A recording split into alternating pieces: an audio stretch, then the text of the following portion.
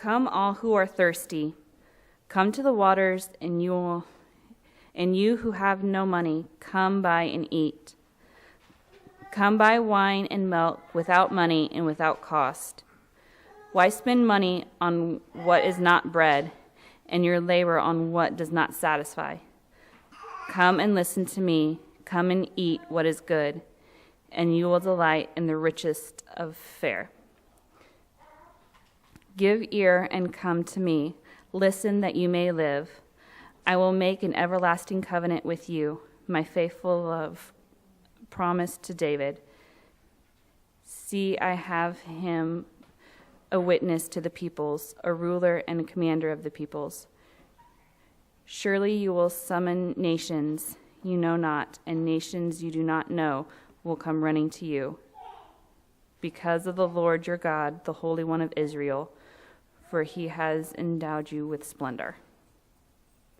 Seek the Lord while he may be found, call on him while he is near. Let the wicked forsake their ways, and the righteousness their thoughts. Let them turn to the Lord, he will have mercy on them, and to our God, for he will freely pardon.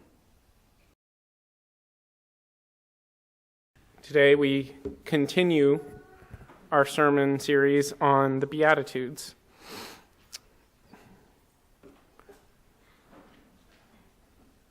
Today we look at when Jesus said, "Blessed are those who hunger and thirst for righteousness."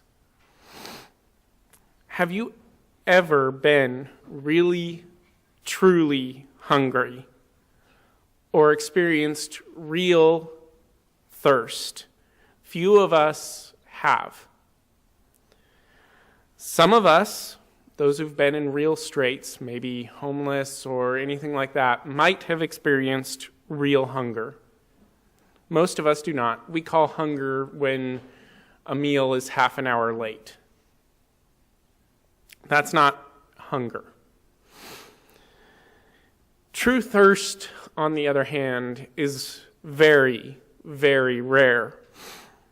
We hear stories of men in the desert or people in lifeboats at sea with no drinkable water around them.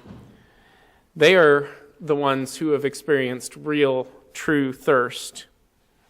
Science says that we can live probably around 3 weeks or more without food.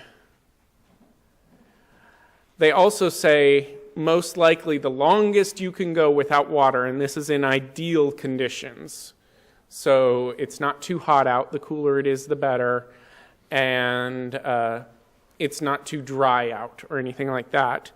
In ideal conditions, the longest you could go is maybe a week.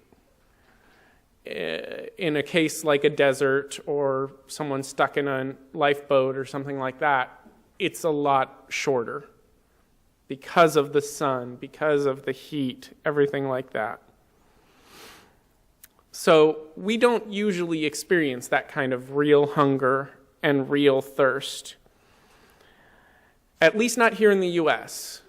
Now, it does happen here, but it's not very common. In the third world countries, it can be a lot more common. We've all seen the pictures on TV, someone's fundraising, and they show the child whose stomach is so distended because of everything that's been going on, or the people with their ribs showing and everything like that. It doesn't happen a lot here in the U.S., but it can happen in the world right now. But we need to eat and drink to survive. We can't live without it. As I said, maybe a few weeks for hunger, maybe a week at most with thirst. It is a very important need.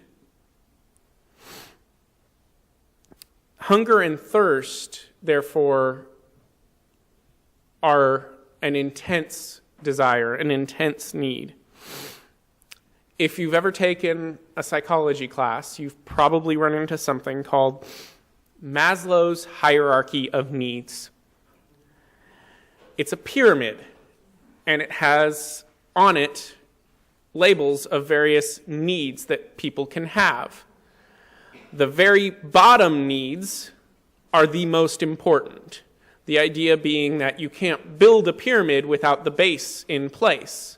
So therefore, the bottommost needs are the most important. On Maslow's hierarchy, the bottommost needs are the physiological needs. And among these, the most important can be hunger and thirst, nutrition. They are our basic driving forces. Psychologists recognize this, but it's not just psychologists that recognize it. The founder of the Salvation Army, William Booth, was known to speak of soup, soap, and salvation. And he had been known to emphasize that it must be in that order. He explained to people when they asked him about it that a man could not focus on salvation while his stomach was growling and he smelled of the gutter. Therefore, they needed soup and soap before they could think about salvation. Soup, food, nutrition, these are very basic. They overwhelm other needs. When you are very, very hungry, when you are very, very thirsty, you don't care about other desires. A comfortable bed, you could care less. You want food. So when the Bible speaks of hungering and thirsting, it's with that in mind. These are common sense things. Explain to you how psychologists count it and what William Booth has said. But we really don't need fancy words to explain it at all. We know how important hunger and thirst are. We have for centuries, for millennia. The authors who wrote the Bible knew this. So it's no surprise that hunger and thirst come up often in the Bible. Look at the book of Psalms. In chapter 42, it says, or in Psalm 42, it says, "As a deer longs for streams of water, so I long for you, God. I thirst for God, the living God. When can I come and appear before God?" In Psalm 63, it says, "God, you are my God. I eagerly seek for you. I thirst for you. My body faints for you in a land that is dry, desolate, and without water." In Isaiah 55, it says, "Come, everyone who is thirsty, come to the waters, and you without money, come, buy and eat. Come, buy wine and milk without money and without cost." Why do we use hunger and thirst for that so often? Because we recognize the importance of them, and they're trying to remind us that we should be just as desirous, as needy of God. Jesus' text in the Beatitudes says, those who hunger and thirst for righteousness. He wants us to feel that kind of need for righteousness.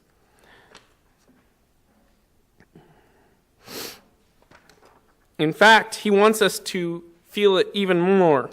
In the book of Job, it says, "I have not departed from the commands of his lips. I have treasured the words of his mouth more than my daily food." Have you ever fed someone who was in dire need? Have you ever done maybe a homeless ministry, or if you've worked in our pantry and met someone who tells you that their cupboards are literally bare and they have no food? If you've seen someone in those kind of circumstances, or worse, you've been there yourself, imagine that kind of hunger and thirst, that need. And now imagine needing God even more. So it's interesting that he says specifically that we are hungering and thirsting for righteousness. What does that mean, righteousness? Later in the sermon, Jesus says, seek first the kingdom of God and his righteousness. So he's relating the kingdom of God with righteousness. In fact, when we talk of righteousness, it means whatever is right in the eyes of God. So what then is right in the eyes of God? What would the kingdom of God look like?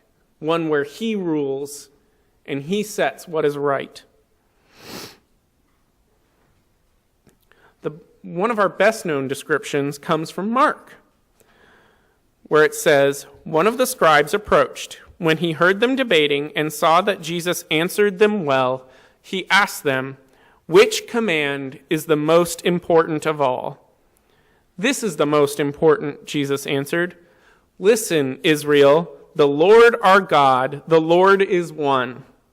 Love the Lord your God with all your heart, with all your soul, with all your mind, and with all your strength. The second is, love your neighbor as yourself. There is no other command greater than these. Jesus here is laying out what is most important to God. I mean, that's literally what the scribe asked him. Which command is most important? And Jesus sets out exactly which two are the most important. But what does that even mean? Love the Lord your God with all your heart, with all your soul, with all your mind, and with all your strength. We could do a whole sermon series on that. Churches have. I've been in a church listening to sermon series based just on what it means to love God with all your heart, soul, mind, and strength. Love your neighbor as yourself. Even more, you could do another sermon series on what that means, to love your neighbor as yourself. People have done it. There's a lot in those commands. And yet there's some very simple facts. The key in them is the word love. Jesus used it intentionally. He could have said, be kind to your neighbors, is the second most important command, but he didn't. He said, love your neighbors as yourself. Why? It's because the key comes in love. Love is an emotion. It goes beyond action to the core of you. That's why Jesus used it. It's not just about doing the right things at the right times, as the Pharisees would have had, following all the 10 Commandments and all the rest of the Mosaic law to the strict letter. Jesus was emphasizing love, getting behind the action to the motive, the reason for it. He didn't tell us specifically what to do to our neighbors. He just said that we needed to love them. In fact, the scribe even understood it. After Jesus listed those two most important commandments, the scribe replied, "You are right, teacher. You have correctly said that he is one, and there is no one else except him. And to love him with all your heart, with all your understanding, and with all your strength, and to love your neighbor as yourself is far more important than all the burnt offerings and sacrifices." He got it. He understood that the love was the most important thing. It's all about the motives. God didn't want sacrifices for the sake of sacrifices. He didn't want the Pharisees up there sacrificing lambs and giving him burnt offerings just for the sake of those. That wasn't why he did it. That wasn't why the commands were originally issued. The point behind it was love, sacrifice out of love, giving something that you have away because you loved God. When Jesus was criticized by the Pharisees for healing a man on the Sabbath, he explained to them that the Sabbath was made for man and not man for the Sabbath. He meant for them to understand that it was more important that he should help the man out of love for him, out of care for him, out of him desire for him to no longer feel pain, than it was for him to follow the strict command of Sabbath law and not to follow those actions. To follow Sabbath law strictly just because all it would do for him was to make him more important, to make him look like a better person. Possibly, if you believe that it's the actions that matter, to get him a place in heaven. To heal the man was to help another at harm to yourself. He harmed his appearance by taking actions on the Sabbath. He caused criticism to come on himself. But that wasn't important. What was more important was that he help the man. Because he loved him. That's why the Beatitudes emphasizes hunger and thirst. That's why Jesus calls them blessed. He doesn't say that he who searches for righteousness is blessed. No, he says that he who hungers and thirsts for it is blessed. It's not the search that matters. It's not the action that matters. It is the motivation behind it. Remember, we mentioned how hunger and thirst are core motivators for us. That they override other things. That they are the most important. He wants us to feel that way about righteousness. We're not supposed to look for righteousness to satisfy some other need. Oh, if I'm righteous, I can get into heaven. Any more than a starving man looks for food because he wants something that tastes good. A starving man looks for food because he needs food. He needs the nutrition. We need to be looking and searching for righteousness because we need righteousness in itself, not for any other reason. So the blessing Jesus mentions, that they will find it, only comes to those who are in earnest, to those for whom it is a hunger and a thirst for it, who want righteousness itself, not so they can look good to others, not so that they can be appreciated, not for anything like that, but purely because they want righteousness.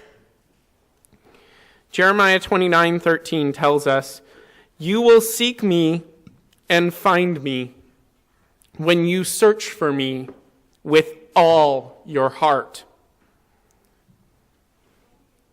With all your heart. It's important that this is our most important thing, that we have nothing else overriding it. That's why we call this hunger.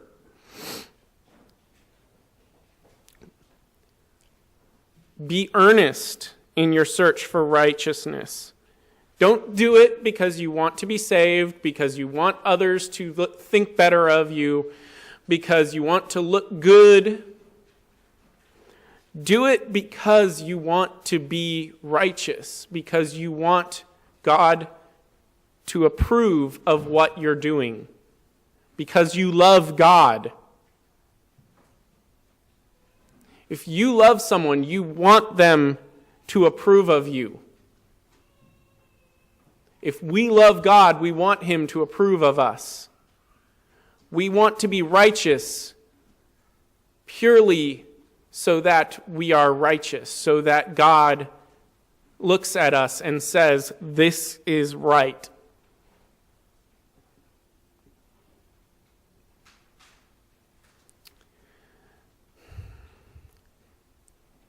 I urge you today, think about your motivations. Think about why you're doing things.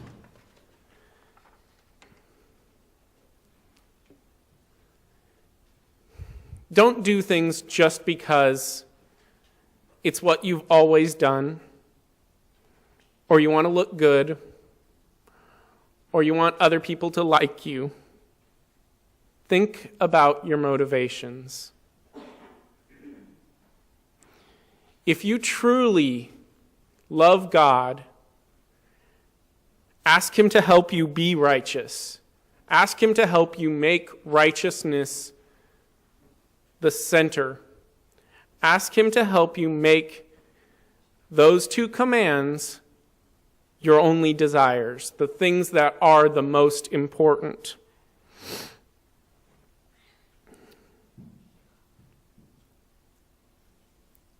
Don't go out from here and follow God's commands purely just because you know that someone else will look down on you for it. Do it because you want God's approval. You want Him to love you. You want Him to look at you and say, "This is right." And if you need His help with that, it's okay to ask. He would love to come into your heart, to be with you, and to show you what it means truly.